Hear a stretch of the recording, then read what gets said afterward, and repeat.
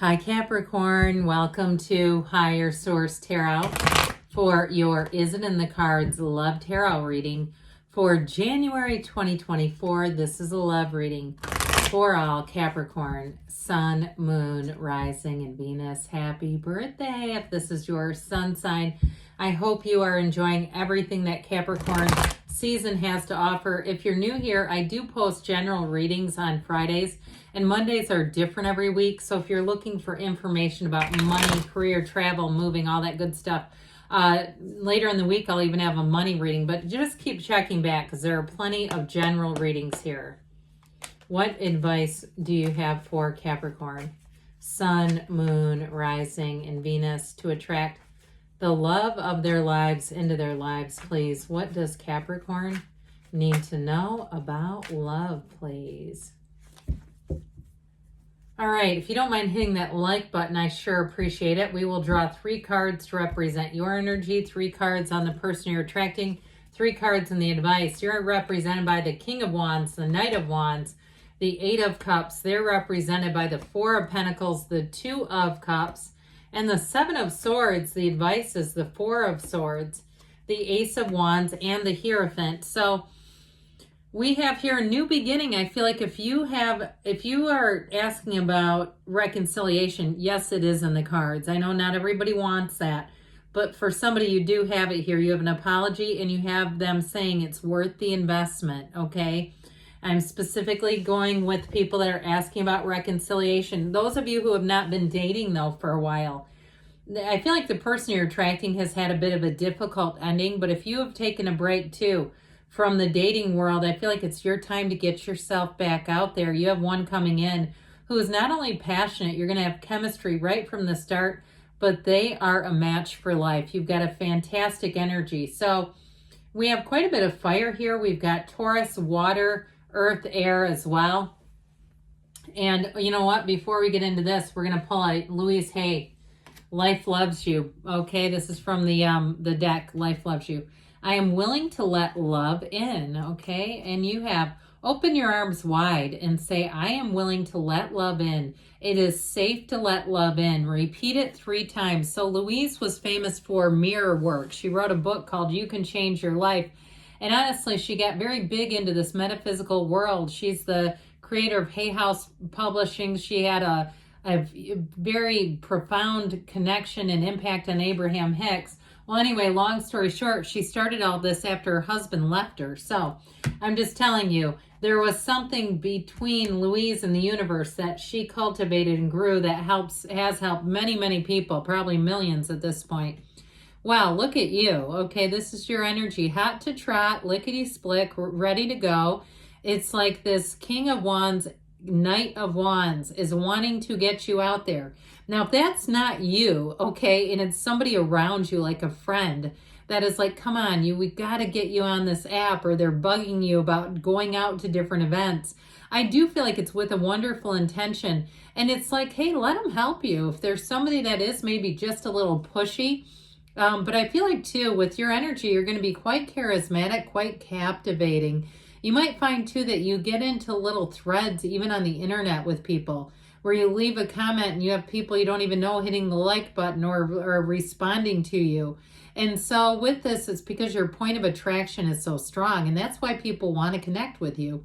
Now, that 8 of Cups, that is the hero's journey.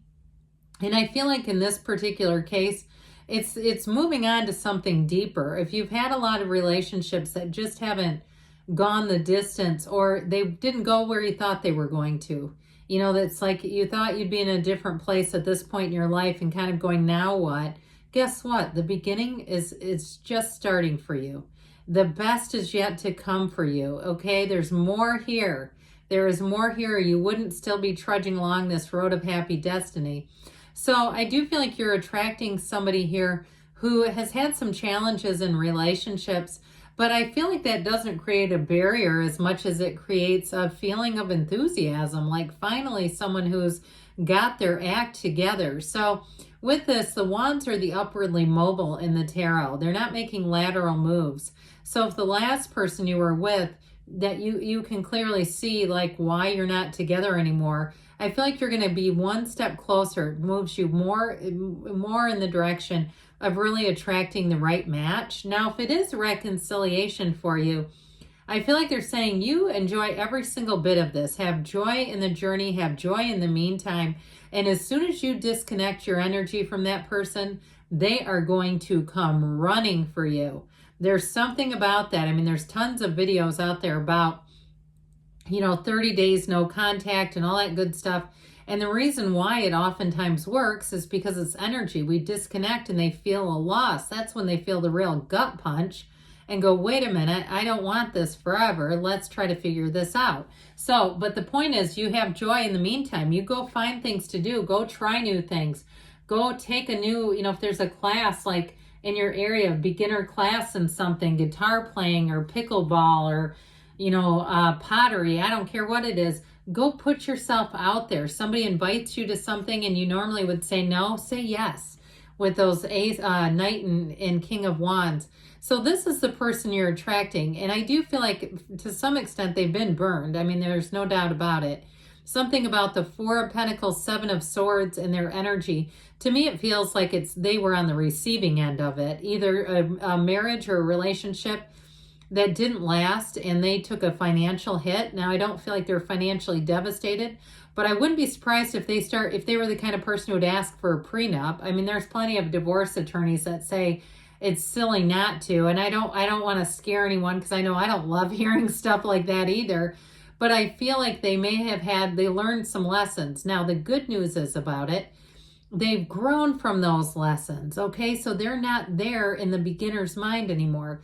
They're in a place where they understand people on a deeper level. They understand relationships better, and they see their part in it.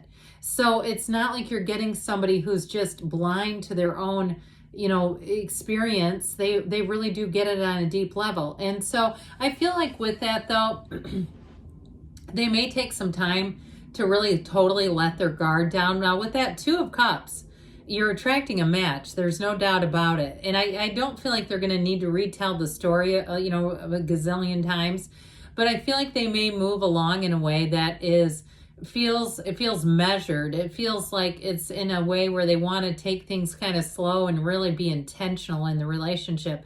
I see nothing wrong with that though. I mean, really at this day and age, where people can be anything on social media and you go, does anyone in your life even know you? Does anyone know who you are? This is somebody who wants to know who you are, really know who you are. And I think that to me gets scary when people don't, but I'll tell you what, this one comes with some experience, some life experience that has changed them for the better. Now with that Two of Cups I mentioned before, if you're asking about reconciliation and this ended abruptly and they have not reached out to you, there has been no communication. It's not that they don't think about you. Trust me on that. I feel like it's almost, you're all they ever think about. And they're trying very hard. I feel like they're trying hard to move forward, but they just can't. There's something about it because there's real love. It's a soulmate. So whoever this is, I feel like they're going to keep coming back to you, Capricorn. You have a real soulmate here.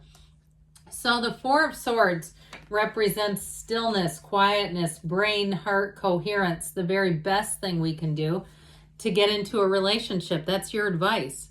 So get yourself centered. Be in the place where we quiet all that noisy stuff down in the mind, and we can move out from there and really be in our the truest place that we are, being connected to our source. And so if there is anything left over from a previous relationship, any unfinished emotional business, that Four of Swords will help just to get you back onto a level place so that you're not carrying that with you, because you don't want to get into a new relationship carrying yesterday's news. So with the Ace of Wands, that helps to light your fire, ignite that fiery, passionate energy that we have when we start off a new relationship. So while I do feel like this person may want to move slow, I do still feel like there's passion, no doubt about it, and chemistry. And it's not that they are not wanting to just jump in and throw themselves into the whole thing. I feel like it's more of a significance that they want something that is going to last. They want to have this be the relationship that runs for the distance. And so I like it. I love their ability to kind of delay gratification, I guess, is what I'm getting off of this. But with the energy of the Hierophant, like we were talking about, this is somebody who is truly a match. It's a card of unity, it's a card of devotion, and it's bringing everything to the center. And so with this, it's the card of marriage, by the way, that Hierophant. He's a wedding officiant. So in terms of attracting a match, it is somebody who wants to be a life partner, wants to connect with you. And then again, that comment we talked about with taking things slow, part of that is also the Hierophant, because he's high moral ground. And so he really thinks about how somebody else would want to be treated in a relationship. He's a very, very meaningful energy. So I do feel like as you go into this partnership, it's done with meaning, intention, and the fullness of the spirit of the two of you in the spirit of love. So let's see now what else you need to know here, Capricorn, about love. All right, what advice do you have for Capricorn about love? Messages for Capricorn in love. Improving health, so mind, body, spirit, okay? So those of you that had to get past something, this is certainly a good indication. Peaceful resolution, so reconciliation, folks. I feel like they're talking to you. Look for a sign, because those signs and synchronicities are guidance. They're pulling you into the perfect match in the near future, and you've got a yes, okay? Good things are on the way for you, Capricorn. I love you, and I'll be back again soon.